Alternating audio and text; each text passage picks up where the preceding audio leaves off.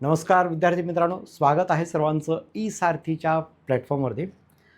या प्लॅटफॉर्मवरती वेळोवेळी आपण एज्युकेशनल व्हिडिओज तुमच्या मदतीसाठी पाठवत असतो. तुम्हाला मार्गदर्शन मिळावं योग्य, त्यासाठी आपण वेळोवेळी वेगवेगळ्या टॉपिक्सवरती व्हिडिओज पाठवत असतो. तर आशा करतो आजचा ट्रिग्नोमेट्रीचा जो टॉपिक आहे तो तुम्हाला भरघोस मार्क्स मिळवून देईल. 10वीच्या विद्यार्थ्यांनी विशेष करून हा व्हिडिओ बघितलाच पाहिजे. याची इत्यंभूत तुम्हाला माहिती आता याच्यामध्ये मिळेल. बघा, ट्रिग्नोमेट्री हा लेसन जो आहे बघा मॅथ्स 2मध्ये येतो.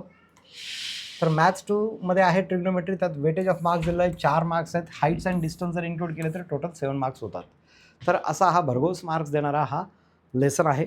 अजून याबद्दल मला असं सांगायचं आहे की याबद्दल थोडीशी भीती बऱ्याचशा विद्यार्थ्यांच्या मनामध्ये असते की हा ट्रिग्नोमेट्रीचा टॉपिक, ट्रिग्नोमेट्रीचा जो काही लेसन आहे तो सर आम्हाला खूप टफ वगैरे जातो, तो स्किप करून मग बाकीच्या याच्यात मार्क्स स्कोअर करूयात का वगैरे. तसं अजिबात करायचं नाही. हा टॉपिक व्यवस्थित समजून घ्यायचा. ॲक्च्युली स्टेप बाय स्टेप जर व्यवस्थित समजलं तर हा टॉपिक खूप सोपा आहे ॲक्च्युली. का याला स्किप नाही करायचं, कारण हा 11th आणि 12thला तुमचा पाठलाग करतोच. तर मॅथेमॅटिक्समध्ये ज्यांना पुढे जायचं आहे 11th-12thला सुद्धा हा तुमचा पाठलाग करणारच आहे. त्यामुळं या टॉपिकला स्किप न करता व्यवस्थित समजून घेऊया हळूहळू. तर या टॉपिकमध्ये टॉपिक्स फॉर स्टडीज आहेत बघा. ट्रिग्नोमेट्रिक रेशोज आहे सुरुवातीला. त्यानंतर ट्रिग्नोमेट्रिक आयडेंटिटीज आहेत ज्या आपल्याला पाठ कराव्या लागतात, माहिती असायला पाहिजे. त्यानंतर angle of elevation and angle of depression असतं, ते शाब्दिक उदाहरणामध्ये येतं. त्यानंतर problems based on heights and distances. इथे सुद्धा तुम्हाला वर्ड प्रॉब्लेम, आता हे खालचे जे 2 टॉपिक्स आहेत ना ते वर्ड प्रॉब्लेमशी रिलेटेड आणि हे फॉर्म्युला बेस्ड आहेत. तर ते कसे आता आपण स्टेप बाय स्टेप बघूया. चला आता मग तयार व्हा. Trigonometric ratios. आता ट्रिग्नोमेट्रिक रेशोज बघत असताना सर्वात सुरुवातीला एक गोष्ट माहिती हवी की ट्रिग्नोमेट्रिक रेशोज फक्त राईट अँगल ट्रायंगललाच लागू होतात. राईट अँगल ट्रायंगललाच लागू होतात. एक अँगल त्यातला 90 डिग्री असायलाच हवा.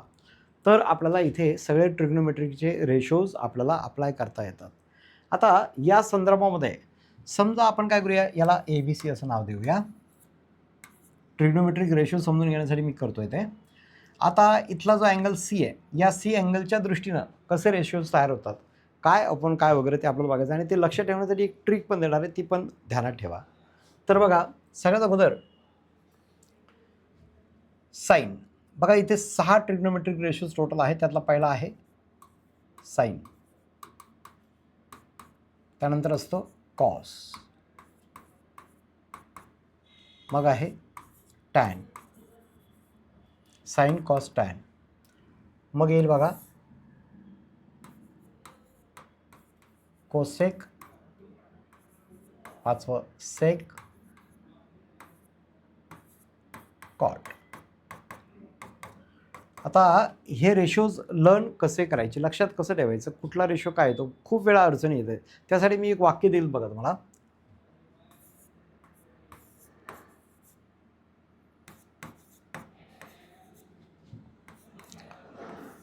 आता मराठी किंवा इंग्लिशमध्ये असा काही शब्द वगैरे नाही आहे. सो का टोआ, सो का टोआ आपल्याला जापनीज वाटते की नाही. ठीक आहे, मग जापनीज समजूया. सो का टोआ जर लक्षात राहिलं तर सगळे रेशोज तुम्हाला लक्षात येतील. कसे? सो का टोआ. So S for sine, S for sine. O for opposite, opposite side. आणि एच फॉर हायपोटेनस. पहिला रेशो तुमचा तयार झाला. साईन म्हणजे अपोजिट अपॉन हायपो. म्हणजे काय, एस सी पासून जर बघितलं तर opposite side A B upon hypotenuse is fix, that is A C. Correct. So A B upon A C आपल्याला साईनचा रेशो देतो. त्यानंतर कॉस. तर इथे काय दिलं बघा, C for cos, A for adjacent, adjacent side, आणि एच फॉर हायपोटेनस, हायपो. मग इथे मी कॉस इज इक्वल टू लिहिणार ॲडजसंट साईड अपॉन हायपो. ठीक आहे. त्यानंतर टॅन. तर टॅनचं बघा कसं होईल, T for tan, O for opposite, A for adjacent. तर अपोजिट अपॉन ॲडजसंट साईड्स बरं, त्यासाठी टॅन आहे. मग तुम्ही म्हणाल हे तर खूप सोपं आहे, सो काटू एवढं लक्ष ठेवलं तर आपलं साईन कॉस टॅनचं मिळतं. मग सर ह्यांचं कसं करायचं? तर यांना काही नाही करायचं. यांना मी आता साईनच्या समोर कॉस लिहिला आहे, कोसेक लिहिला आहे, तर कोसेकला साईनचा फक्त उलटा करायचा, म्हणजे हायपो अपॉन अप्पो करायचं इथे. हायपो अपॉन अप्पो म्हणजे hypotenuse upon opposite side. Sec is here the reverse of cos, reciprocal of cos, म्हणजे हायपो अपॉन ॲडजसंट. आणि कॉट म्हणजे काय? टॅनचा रिव्हर्स करा, ॲडजसंट अपॉन अप्पो, अपोजिट साईड. कळलं? हा झाला कॉट. म्हणजे 6चे 6 रेशोज आपल्याला लक्षात राहतात. आता याचं आपण ॲप्लिकेशन इकडे बघूया ट्रायंगलमध्ये. या ट्रायंगलमध्ये आपण काय करूया, डिस्टन्सेस पण घेऊया. सपोज हा आहे 13, हा आहे 5, हा आहे 12. Let me check once. Check करण्यापेक्षा म्हणजे तुम्हाला मी समजावून सांगतो पायथागोरस कसा इथे अप्लाय होतो. 12 square is 144 plus 5 square is 25. किती येतं? 5 प्लस 4 9, 4 प्लस 2 6, आणि हा 169 इज द स्क्वेअर ऑफ 13. म्हणजे इथे पायथागोरसच्या नियमानुसार या 90 डिग्रीच्या अपोजिटची साईड हा आहे, पोटेन्स आहे 13 आहे, हा 12 आणि हा 5 हे करेक्ट आहे. ओके, चला हे जर ओके असेल पुढे जाऊया. त्यानंतर बघा आता यानुसार आपण एक एक रेशो इथे लिहूया. पहिला काय? साईन. मग साईन अँगल सी बघायचं मला. Sine C is what? आता मला अपोजिट आपण हायपोटेनस तर मला पाठ आहे, बरोबर आहे. अपोजिट आपण हायपो जे आपण इथून तयार केलं, तर तुम्ही काय करायचं, सोका टोआ सेंटेन्स लिहा, त्याच्यावरून हे तिन्ही लिहा, त्यांनीच्या समोरचे हे लिहा, आणि हे लिहून 2दा 3दा 4दा 10दा जर वाचलं तर तुमचे ते पाठही होऊन जाईल. 2-3 दिवस जर प्रॅक्टिस झाली तर सहज लक्षातही राहतं ॲक्च्युली. ओके, मग साईन सी म्हणजे काय? Opposite upon hypotenuse. मग ए B upon A C.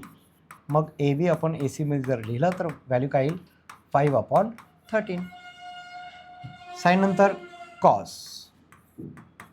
Cos C जर बघितलं तर काय येईल? कॉस म्हणजे ॲडजसंट अपॉन हायपो, म्हणजे डायरेक्टली 12/13 असंही लिहिलं तर चालेल. Sine cos tan. तिसरं tan C is equal to what? Opposite upon adjacent 5/12. त्यानंतर कोसेक.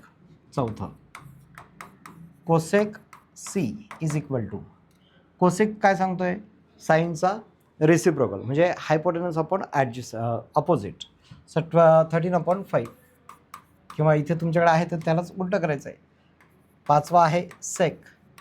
सेक सी म्हणजे 13/12 उलटं, आणि कॉट सी 12/5.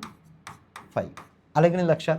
म्हणजे सोकाटोआ जर तुम्ही ध्यानात ठेवलं हे ट्रिक, तर तुम्ही कुठलाही रेशो या 6पैकी काढू शकता. हा अगदी बेस आहे ट्रिग्नोमेट्रीचा.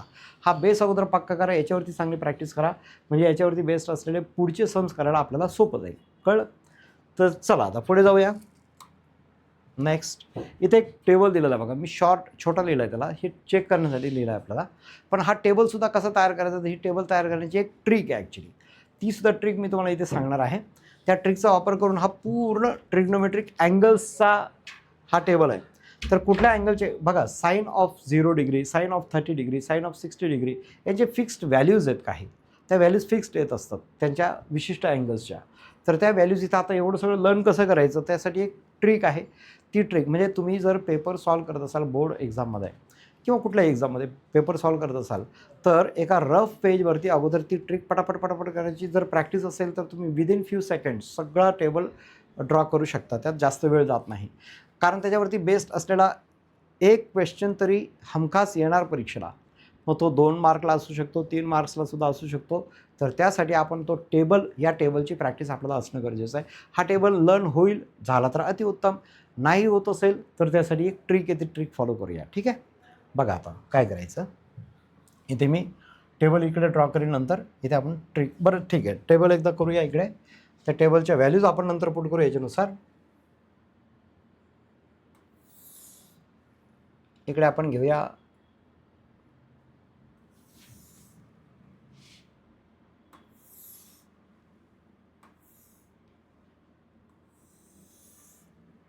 इकडे रेशो,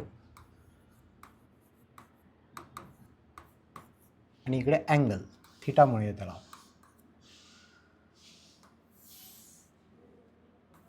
0 डिग्री,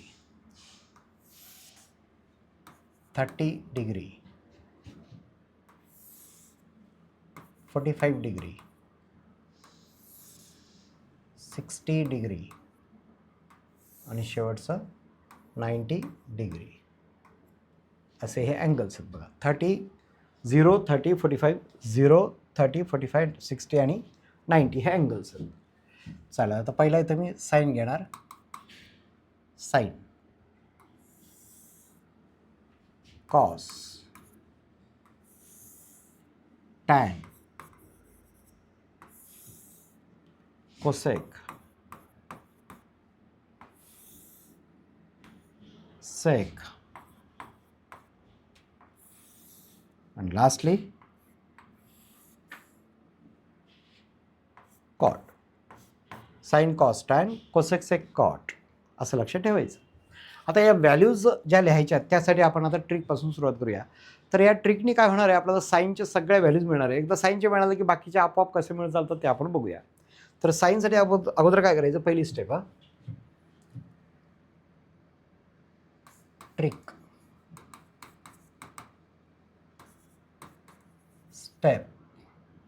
स्टेप अगोदर फर्स्ट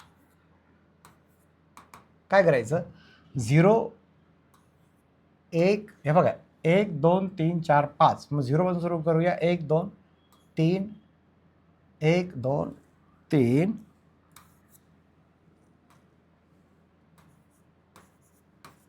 असे क्रमवार 0 ते 4 पर्यंत सगळ्या संख्या लिहून घेतल्या. काय अवघड आहे का, पहिली स्टेप तर अतिशय सोपी, राईट.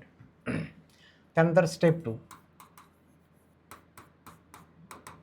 ती आहे बघा, प्रत्येकाला 4ने डिवाइड करायचं. म्हणजे 0/4, 1/4, 2/4, 3/4 आणि 4/4. काय केलं मी, 0 ते 4 ह्या जेवढे अंक आपण लिहिलेले आहेत त्या प्रत्येकाला 4ने डिवाइड करायचं. सोपं आहे अगदी. त्याचं उत्तरही काढूया.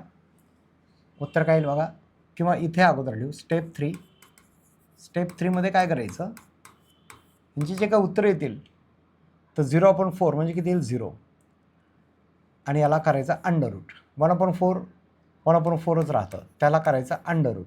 2/4ची व्हॅल्यू किती येते 1/2, बरोबर आहे. 2 1 2, 2 2 4, त्याला पण स्क्वेअर रूट करायचं.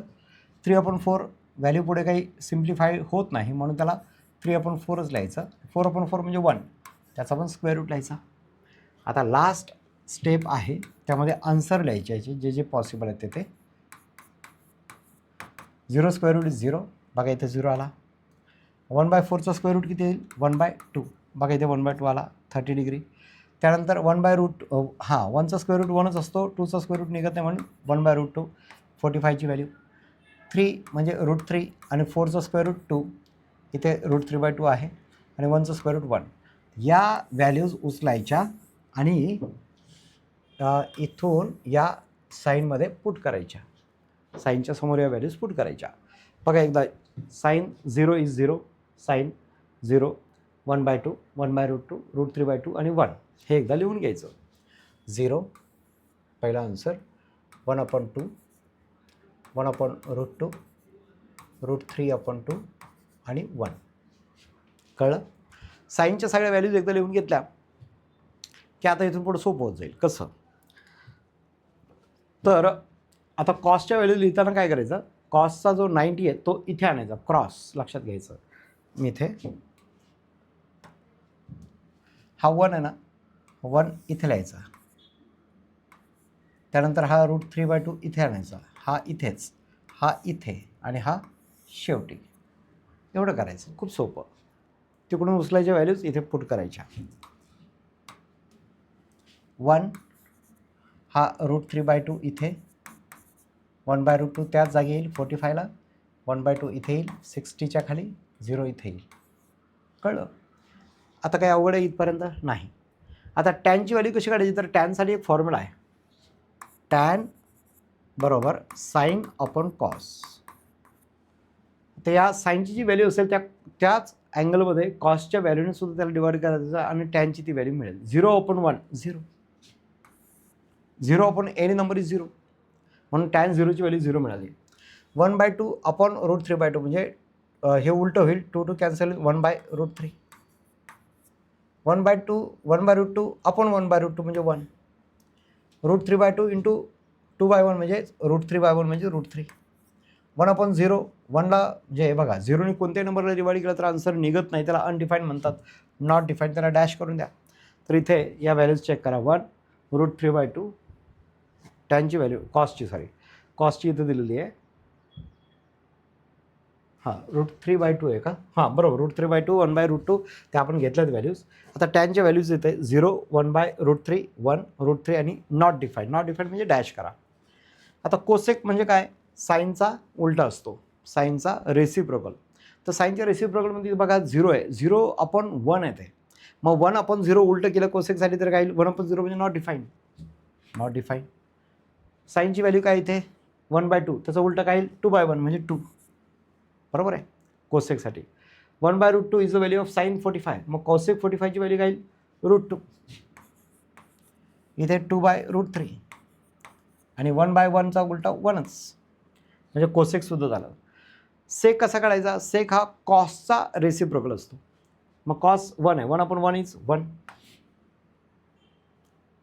इथे काय √3/2 त्याचा उलटा काय 2/√3. किंवा तुम्ही जसं साईन आणि कॉसचं उलटं केलं, इथल्या व्हॅल्यूज उचलून असं केलं ते चालतं. तरी आपण करूया, उलटं करूया. कॉसचा उलटा हा. आता कॉसचा 45 1/√2 आहे, त्याचं सेकचा काय √2/1. त्यानंतर इथे 1/2 आहे तर 2 येईल.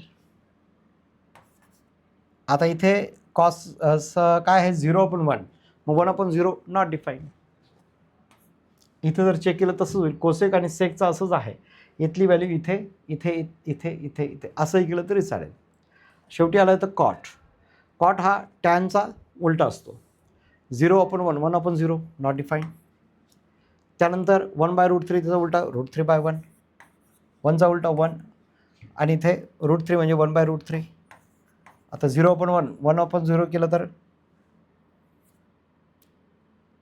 सॉरी हे इथे नॉट डिफाईनमध्ये काय होतं ॲक्च्युली, ते नॉट डिफाईनमध्ये असं होतं 1/0 होता, त्याला उलटे केलं 0/1 किंवा मग ही व्हॅल्यू इथे पुट केली तरी चालेल. करेक्ट. तर या सगळ्या व्हॅल्यू जर तुम्ही या पाठ्यपुस्तकामध्ये तुमच्या टेक्स्टबुकमध्ये हा जो टेबल दिलेला आहे, ह्या टेबलची तुम्ही याला मॅच करून बघा, सगळं तुम्हाला ॲक्युरेट सापडेल. म्हणजे ही ट्रिक फॉलो करा, म्हणजे तुम्हाला टेबल तयार करायला सोपं जाईल. कारण एक्झाममध्ये याच्यावरती बेस्ट असलेला सम 100% येणार आहे परीक्षेला. आणि हा एवढा टेबल आपल्याला लर्न समजा नसेल होत, आणि लर्न करायची गरजच काय, जर आपल्याला ट्रिक माहिती असेल तर पटापट असं करून आपण सगळ्या व्हॅल्यूज लिहू शकतो आणि मार्क्स आपले जाणार नाहीत. चला पुढे. त्यानंतरचा टप्पा आहे बघा ट्रिग्नोमेट्रिक आयडेंटिटीज. आता या आयडेंटिटीज आपण बघूया पटापट. 3 आयडेंटिटीज आहेत, म्हणजे 3 फॉर्म्युले basically. Sine square theta plus cos square theta is equal to 1. दुसरी असते sec square theta is equal to, हा स्क्वेअर आहे बरं का, 1 प्लस टॅन स्क्वेअर थिटा. तिसरं cosec square theta equals 1 plus cot square theta. या 3 फॉर्म्युलांना चांगलं लर्न करून ठेवा, यांचा यूज आपल्याला परीक्षेमध्ये होत असतो सम सोडवताना. चला पुढे. आता काही सम्स आहेत बघा, काही सिलेक्टेड सम्स मी घेतलेले आहेत तुमच्या लेसनमधून, त्या सिलेक्टेड सम्सना पटापट सॉल्व करूया. आणि काही तुम्ही स्वतःसुद्धा करू शकता. बघतो आता जे सोपे ते तुम्ही सुद्धा करा, बाकीचं तर काही विशेष नाही. आणि यापैकी काही सम्स परीक्षेला येऊ शकतात नक्कीच. If sine theta is given here 7/25, find the values of cos and tan. Sine जर दिला आहे तर कॉस आणि टॅन आपल्याला काढायचं आहे, तर कसं करता येईल बरं आपल्याला? तर त्यासाठी आपण काय करूया, ट्रायंगल ड्रॉ करूया. हा थिटा आहे, तर साईन काय सांगतो आपल्याला, अपोजिट आपण हायपोटेनस, तर अपोजिट काय 7 आणि हायपोटेनस काय 25. तर इथे के घ्यायचं यांच्यासोबत, कारण ह्या रेशोमध्ये दिलं ना ॲक्च्युअल व्हॅल्यूज नाही, त्या रेशो येतो. रेशो असेल तर कॉमन मल्टिपल एक्स घ्यायचा किंवा के घ्यायचा, इथे के घेतला आपण. आता पायथागोरस जर अप्लाय केला तर मग तुम्हाला सांगायची गरज नाही की याला जर सॉल्व केलं 25 स्क्वेअरमधून 7 स्क्वेअर मायनस केला तर 576 येतं, which is the square of 24. So तिसरी साईड 24K नक्कीच येणार, हे तुम्हाला सांगायची आवश्यकता नाही. मग याच्यावरून आपण आता व्हॅल्यूज काढू शकतो कॉस थिटा. मग कॉस थिटा म्हणजे काय हो, ॲडजस्टंट अपॉन हायपोटेनस म्हणजे 24K अपॉन 25K म्हणजे आन्सर येईल 24 अपॉन 25. के कॅन्सल. त्यानंतर काय पाहिजे त्यांना टॅन थिटा. टॅन म्हणजे काय साईन अपॉन कॉस किंवा opposite upon adjacent. So 7K upon 24K. So the answer will be 7 upon 24. Finish. इतकं सोपं आहे. तर अशा टाईपचा प्रश्न आला तर तो 2 मार्कला परीक्षेला येऊ शकतो. त्यासाठी मात्र तुम्हाला एक करावं लागेल, जे मी इथं केलेलं नाही आहे, तुम्हाला करावं लागेल. इथं पायथागोरसचा थिअरम यूज करून तिसरी साईड फाईंड करायची, त्याला 1 मार्क राहील आणि या बाकीच्या व्हॅल्यूजना अर्धा मार्क राहील. चला पुढे. इफ 5 sec theta इक्वल्स हा -12 कोसेक थिटा इक्वल्स 0 आहे ना, याला इकडे नेऊन +12 कोसेक थिटा. मी एक स्टेप वाचवली इथे, तर त्याला पलीकडे शिफ्ट केलं तर मायनसचं प्लस झालं. आता sec theta upon cosec theta म्हणजे हा इकडे आणला तर इकडे येईल 12/5. म्हणजे मी 5ला तिकडे शिफ्ट केलं, कोसेकला इकडे शिफ्ट केलं. करेक्ट आहे. तर सेकची व्हॅल्यू काय येते बघा. सेकची व्हॅल्यू असते 1/cos थिटा. आपण कोसेकची व्हॅल्यू काय असते 1/sin थिटा. रेसिप्रोकल आहेत ना ते. Equals 12/5 as it is. मग आता 1/cos theta as it is into याला उलटं करूया sin theta upon 1. 12/5. What is this? Sin into 1 sin theta, cos into 1 cos theta is equal to 12/5. What is sin upon cos? Sin upon cos काय असतं? tan असतं basically. ते basic फॉर्म्युले तुम्हाला टेक्स्टबुकमधून मिळतीलच. मग tan theta is equal to मिळाला मला 12/5. Correct आहे. इथपर्यंत आपण आलोत. येस. आता आपल्याला सेक कॉस आणि साईन काढायचं. आता वेगवेगळ्या मेथड्स आहेत, वेगवेगळ्या मेथडचा यूज करून कसं काढता येईल. जर आपल्याकडे टॅन आलेला असेल तर आपण सेक काढू शकतो. कसं बरं. तर आपल्याला आयडेंटिटी आहे माहिती आहे ना, sec square theta is equal to 1 + tan square theta. ही 2 नंबरची आयडेंटिटी आपण बघितली, त्यामध्ये व्हॅल्यू टाकूया 1 + 12/5चा स्क्वेअर, कारण टॅनचा स्क्वेअर आहे तर टॅनची व्हॅल्यू आणि हे घ्यायचं. सो 1 + 144/25. मग 25 × 25 + 144/25 अगेन. सो 25 आणि 144 किती येईल 169/25. देअरफॉर सेक थिटा जागा वाचवण्यासाठी पुढे लिहितो मी. सेक थिटा म्हणजे स्क्वेअर आहे, स्क्वेअर रूट घेतला सेकचा तर याचा पण स्क्वेअर रूट येईल 13/5. सेक मला मिळाला. सेक जर मिळाला तर आता आपल्याला कॉस आणि साईनसुद्धा काढता येईल. कसं काढता येईल बरं. सेकवरून कॉस काढता येईल की नाही. Therefore cos theta is equal to 1/sec theta. इथं मला माहिती आहे, मग याला उलटं करा 5/13. कॉस थिटा मिळाला मला. Therefore cos theta equals 5/13 reciprocal of sec. Correct. आता आपल्याला हवा आहे साईन. मग साईन मिळवण्यासाठी मी काय करूया, तर आपल्याकडे टॅन आहे का. हो टॅन आहे. तर टॅनचा फॉर्म्युला यूज करूया आपण साईन मिळवण्यासाठी. कसा. Tan theta equals sine theta upon cos theta. मग साईन थिटा इक्वल्स हा जो कॉस डिवाइड करतो इकडे मल्टिप्लाय करेल tan theta into cos theta. So what is the value of tan theta. Tan theta's value is 12/5. So here 12/5 and cos theta is 5/13. 5/13. दोन्ही 5 cancel झालं तर शेवटी येईल साईन थिटा इक्वल्स 12/13. आला की नाही पटापट. तर अशा टाईपचा हा प्रश्न आहे. हा साधारणपणे 3 मार्क्सनं येऊ शकतो. तर असं जर आला तर आपण मार्क्स लूज करायचं काही कारण नाही. चला पुढे दिलं बघा. Prove that sine square theta upon cos theta. ठीक आहे. कसं करायचं. Sine square theta upon cos theta plus cos theta ही LHS ॲप्लिक. त्याला सॉल्व करूया आपण. Sine square theta plus cos into cos cos square theta upon cos theta. वरती बघा पहिली आयडेंटिटी का मिळेल. Sine square theta plus cos square theta किती असतं 1. मग यांच्या जागी लिहायचं 1 अपॉन कॉस थिटा. याला रिझन देऊया आपण का. Sine square theta plus cos square theta is equal to 1. त्या कारणामुळे मी काय केलं, यांच्याऐवजी 1 लिहिला. But 1 upon cos means what, sec, which is RHS. झालं प्रूफ. RHS मध्ये हे आहे. कळलं की नाही? किती सोपं आहेत बघा. Trigonometry is such a simple lesson, we should not worry about it. त्याला काही घाबरायचं काय कारण नाही आहे. आता पुढे बघा, पुढे काय केलं आहे, cos square theta into 1 plus tan square theta is equal to 1 हे प्रूव्ह करायचं आपल्याला. परत एकदा LHS लिहूया आपण. Cos square theta bracket 1 plus tan square theta, मग ते येईल बघा cos square theta into 1 plus tan square theta म्हणजे काय हो, सेक स्क्वेअर थिटा. रिझन देऊया आपण की sec square theta is equal to 1 plus tan square theta. कळलं? मग आता cos square theta as it is ठेवूया, इंटू सेक म्हणजे काय, 1 अपॉन कॉस स्क्वेअर थिटा. हे कॅन्सल, काय येतं आहे 1, म्हणजेच RHS. झालं की नाही लक्षात? सोपं आहे की नाही? 2 मार्कला असा सम येईल, त्याचे मार्क्स लूज करू द्यायचे नाहीत. पुढे आता याच्यात काय करूया बघा. याला बघितलं की थोडीशी भीती वाटते मुलांना की अंडररूटमध्ये एवढा मोठा नंबर वगैरे घाबरायचं काही कारण नाही. हे LHS आहे आपली, खाली 1 प्लस साइन थिटा आहे. याला वरती आणि खाली काय करायचं, 1 मायनस साइन थिटाने मल्टिप्लाय करायचं. म्हणजे कशावरून घेतलं मी हे, तर खालचा जो नंबर असतो की नाही त्याचा कॉन्ज्युगेट घेतला मी. आता 1 प्लस साईन आहे ना, त्याला इंटू करायचं 1 मायनस साईनने, आणि वरती पण तेच करायचं. तुम्ही म्हणाल 1 मायनस साईनवरती आहे म्हणून 1 मायनस साईन घेतला का, नाही. मी खालच्याला विचारलं तुझं साईन काय प्लस, मग तुझं कॉन्ज्युगेट तो 1 मायनस साईन.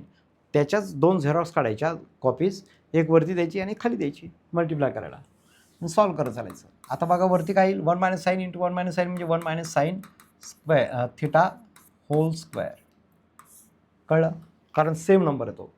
खाली मात्र 1 plus sine into 1 minus sine म्हणजे 1 मायनस साईन स्क्वेअर थिटा. कळालं असेल इथपर्यंत? आता काय करूया, अंडररूटमध्येच परत 1 minus sine theta whole square आहे. खाली 1 मायनस साईन स्क्वेअर थिटा म्हणजे काय हो, कॉस स्क्वेअर थिटा. याला रिझन देऊया आपण, sine square theta plus cos square theta is equal to 1. ही आयडेंटिटी मी इथे यूज केली म्हणून 1 मायनस साईन स्क्वेअरची व्हॅल्यू कॉस स्क्वेअर लिहिली आहे. आता काय करायचं, हा स्क्वेअर रूट दोघांचा काढून टाकायचा. स्क्वेअर आणि square root cancel, 1 minus sine theta येईल. खाली कॉस स्क्वेअरचा स्क्वेअर रूट येईल कॉस थिटा. करेक्ट? इथपर्यंत लक्षात आलं? ओके. याचा स्क्वेअर होता, या स्क्वेअर रूटमुळं बाहेर येताना कॉस आल्ला आला. 1 मायनस साईन त्याचा स्क्वेअर आहे, square root cancel 1 minus sine. आता या कॉसला आपण याला सेपरेट करूया. म्हणजेच कसं, 1 upon cos theta minus sine theta आपण कॉस थिटा करू शकतो की नाही. असं मी काय केलं बघा, पारख्यानं लक्ष द्या.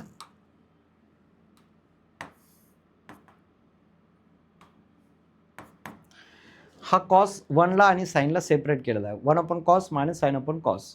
आता 1 अपॉन कॉस म्हणजे काय हो, sec, minus sine upon cos काय, टॅन. ते काय इथे RHS. हे तुम्ही खाली लिहायचं, मी जागा नसल्यामुळं समोर लिहिलं आहे. ठीक आहे, एक एक स्टेप. कळालं इथपर्यंत? सोपं आहे की नाही? घाबरायचं काही कारण नाही. पुढे बघा आता, sine square theta minus cos square power 4 theta minus cos power 4 theta is equal to 1 minus 2 cos square theta. काय करूया बघा, LHS अगोदर. आता LHSला आहे sine power 4 theta minus cos power 4 theta. याला सिम्प्लिफाय करूया. असं लिहू शकतो की मी, विचार करा. साइन स्क्वेअर थिटाचा स्क्वेअर, 2 2 जा 4, बरोबर आहे. कॉस स्क्वेअर थिटाचा स्क्वेअर परत. मग आता बघा, हा स्क्वेअर आहे मायनस हा स्क्वेअर आहे, म्हणजे एकदा हे this seems like A square minus B square. विचार करा, याला ए म्हणूया आपण, पूर्ण साइन स्क्वेअरला ए म्हणूया, त्याचा स्क्वेअर दिलेला आहे. मायनस हा बी म्हणूया, त्याला स्क्वेअर दिलेला आहे.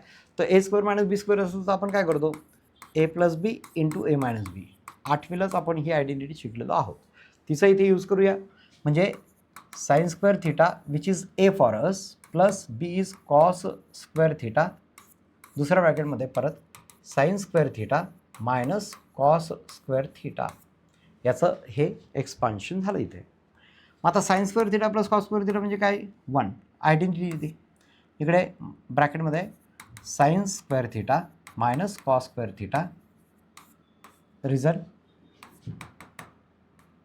याचं मी काय घेतलं तर आयडेंटिटी ती sine square theta plus cos square theta is equal to 1. हे कारण आहे त्याचं, रिझन. आता 1ला काय व्हॅल्यू नाही ते लिहायचं नाही, तर sign square theta minus cos square theta.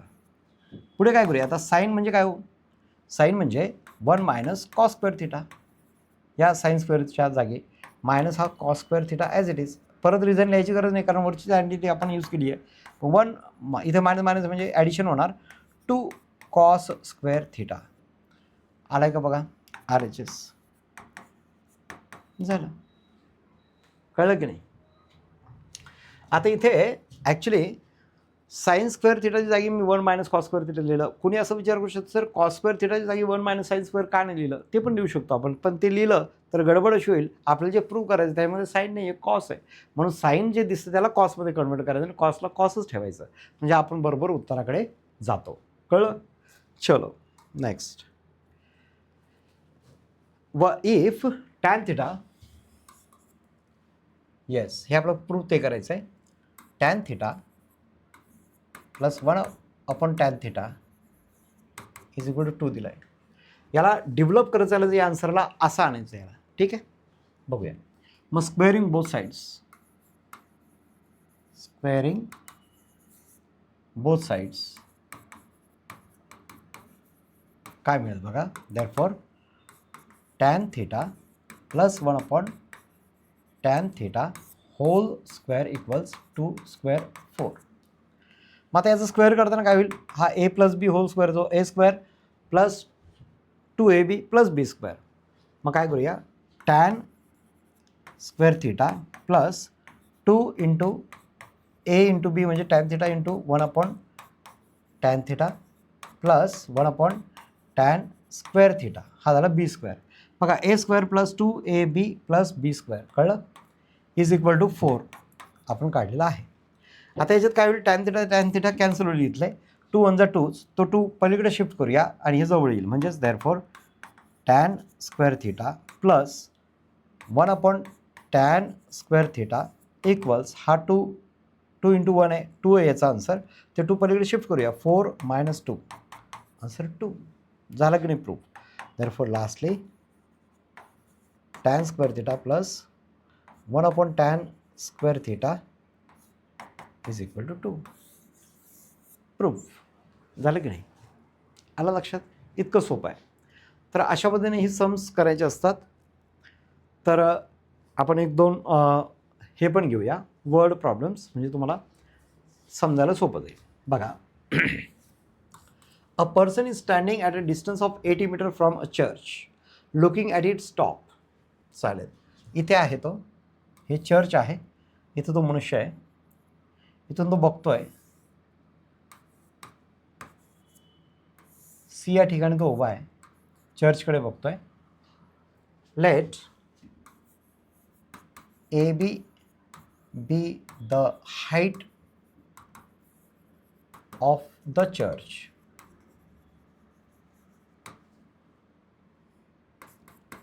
The person is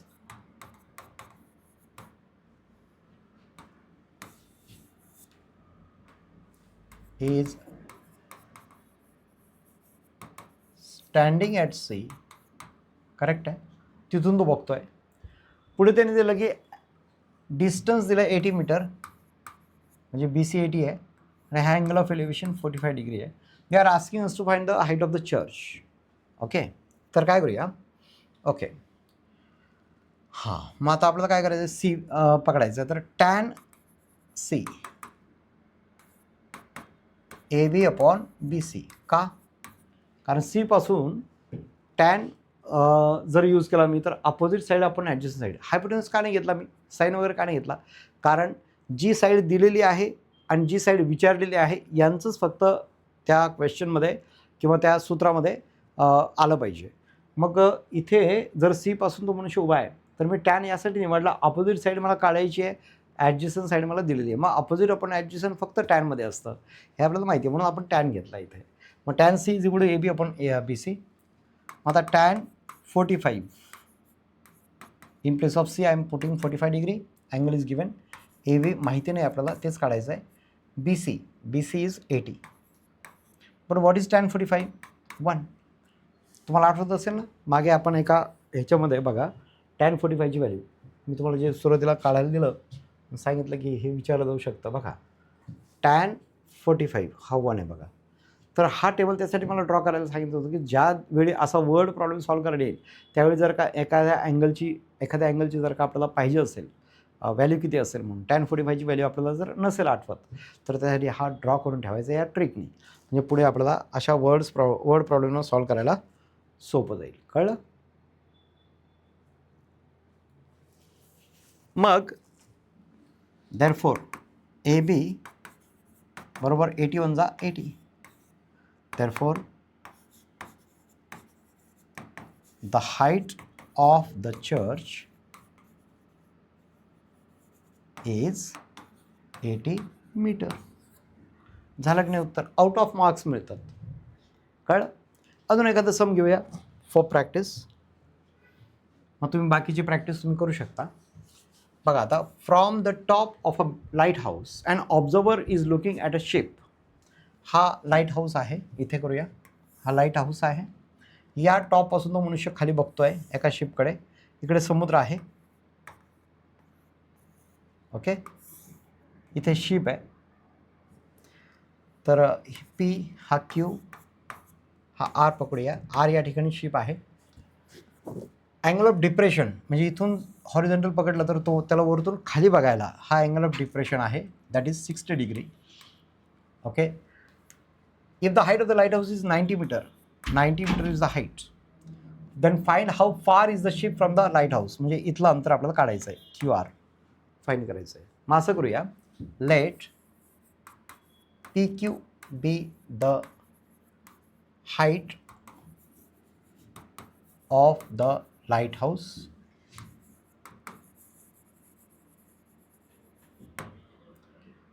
आणि द शिप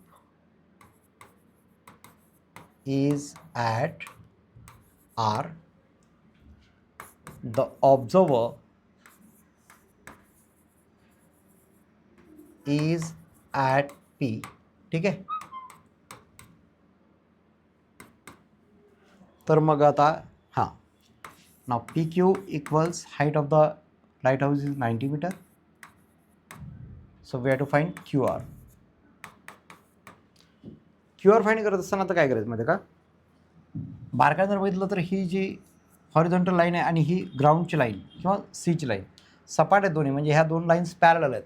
मग पॅरलल असल्यामुळे काय होईल, हा अँगल याला इक्वल येईल, त्याला अल्टरनेट अँगल्स येईल. Reason alternate angles. तर मग असं म्हणूया आपण, इन फिगर लागलं तर याला एक नाव देऊया का आपण, पी क्यू आर एस म्हणूया. ते पी एस क्यू आरला पॅरलल आहे. In figure what can we say? PS is parallel to QR. Therefore, angle P equals angle R equals 60 degree. Reason alternate angles. Alternate angles आहेत ते, हे तर तुम्हाला माहिती असेल. आता आपल्याला 60 डिग्री इथून जर आपण R पासून बघितला तर ही कोणती साईड आहे, अपोजिट. आणि ही कुठली साईड आहे त्याची, या आरच्या संदर्भात ॲडजस्टंट. म्हणजे आपल्याला टॅन हवा आहे. मग tan means P Q upon Q R. मग टॅन 60 घेऊया directly. Therefore tan 60 degree is equal to P Q upon Q R. आपल्याला क्यू आर फाइंड करायचं आहे, बरोबर आहे. मग टॅन 60ची व्हॅल्यू किती आहे, √3. परत एकदा मी दाखवू का टेबलमध्ये तुम्हाला, √3. P Q is 90. Upon Q R. Okay, तुम्हाला मी व्हॅल्यू दाखवतो बघा. आपण जो काढला म्हणजे तुम्हाला लक्ष देईल की आपल्याला हे का आवश्यक आहे परीक्षेत तो टेबल ड्रॉ करायला. व्हॅल्यू फक्त कन्फर्म करा. tan 60 हा tan हा 60 √3 आणि tan 30ची व्हॅल्यू 1/√3 आहे. आणि tan 45 सगळ्यात सोपा, तो जर आला तर 1च आहे व्हॅल्यू. ठीक आहे. येस. आता क्यू आर इकडे येईल आणि √3 इथे जाईल. मग कसं दिसेल बघा. Therefore, QR is equal to 90/√3. कळलं? राईट 3 क्यू आर आपल्याला काढायचा. √3 इकडे आला, क्यू आर त्याच्या जागेला. काय करूया आता याला वरती आणि खाली त्याच √3ने मल्टिप्लाय करू. कारण 9वीला आपण शिकलो 9thला रॅशनलाइज द डिनॉमिनेटर रॅशनलाइज करायचं, मग सॉल्व करायचं. मग 90 वरती येईल 90√3, खाली येईल √3 × √3 3. 3ने 90 डिवाइड केलं 30/√3. But this is not the final answer. Why? Because they have given us the value of √3. √3ची value इथे पुट करायची आणि आन्सर काढायचं. Therefore, QR is equal to 30 × 1.73. करूया बाजूला आपण, किंवा हा 0 इथे पुट करा एकदा, सोपा आहे. 3 3 are 9, 3 7 are 21, 2 carried, 3 1 3 + 2 5. म्हणजे काय आलं, आणि पॉईंट इथे तर आपण पण 2 डिजिट सोडून पॉईंट देऊया. म्हणजे 51.9 म्हणा किंवा 90 म्हणा, दोन्ही चालेल. ते काय मीटर म्हणूया. This is what, this is the distance of the ship from the light house. हां, हे म्हटलं ना. Then how far the ship is from lighthouse. Therefore the ship is at 50.90 लिहिलं तरी चालेल, 9 लिहिलं तरी चालेल. नाही, लिहून टाकूया. 9 metre far from the light house. अशा पद्धतीनं आपण काही फॉर्म्युला बेस्ड समसुद्धा घेतले, आयडेंटिटी वगैरेचा यूज करून प्रूव्ह करायला, आणि थोडेसे वर्ड प्रॉब्लेमसुद्धा घेतले. वर्ड प्रॉब्लेम याहून जास्त भिन्न नसतात, पण इतरही वर्ड प्रॉब्लेम्स तुम्ही प्रॅक्टिस करायची, प्रॅक्टिस सेटमधले आणि प्रॉब्लेम सेटमधले सुद्धा. तर त्यापैकी परीक्षेला नक्कीच काही काही येतच. वर्ड प्रॉब्लेम तरी येतातच, म्हणजे कंपल्सरी येतात, ते येतात. आणि काही आयडेंटिटी बेस्ड काही क्वेश्चन्स येतील, ट्रिग्नोमेट्रिक रेशोज बेस्ड येतील. तर मी तुम्हाला काय केलं, एक मूळ गाभा तुम्हाला तयार करून दिलेला. याच्या बाहेर ट्रिग्नोमेट्री नाही, फक्त यासारखे काही इतर सम्स आहेत त्यांची चांगली प्रॅक्टिस करा.